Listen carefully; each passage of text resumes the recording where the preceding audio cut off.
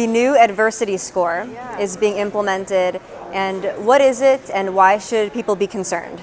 Yeah, so the SAT recently announced that they're going to be adding an adversity score. So it'll appear next to your regular traditional score that you get on the SAT that will take into account your background, so your socioeconomic level, the neighborhood you came from, some social factors that play into this. We don't particularly know the specifics of it.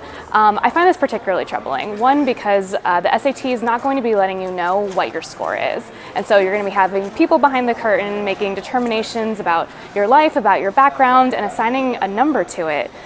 Thinking that that says something about you, and students won't know if they have a good adversity score, a bad adversity score, and they can't contest it. And this will play into college admissions.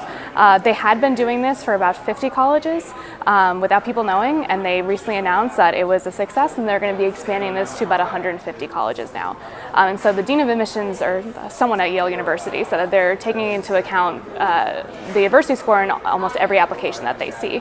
And so this is majorly going to affect college admissions going forward, and it's identity politics coming down into our SAT and giving it a specific number. I think it's pretty troubling. When they say adversity score, do they mean, is it based on race or gender or your parents' income, or how do they decide what your score is? So they have said that race won't be one of the factors. They said that 15 measures will be going into your adversity score. They have clearly said that race isn't one of them, but they are going to be considering things like the crime rate in your neighborhood, the income level of your parents, whether or not you have two parents living with you at home, those types of things. But I'm sure you and I both know people who have faced tons of adversity in life who that might not necessarily show up on a piece of paper. That those hardships, come from subtleties, from sitting down and talking to someone.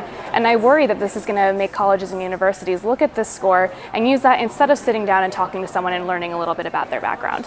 I understand the impulse to level the playing field, to make sure that all students, once they're entering college, have equal opportunities to perform well on the SAT. So we should be having a larger conversation about our public schooling system and whether or not we're adequately preparing people at the K-12 level. At the Heritage Foundation, we have long argued that school choice is a fixer for this problem. We've been assigning students to their district public school based on their zip code for a long time, and this simply reinforces the cycle of poverty.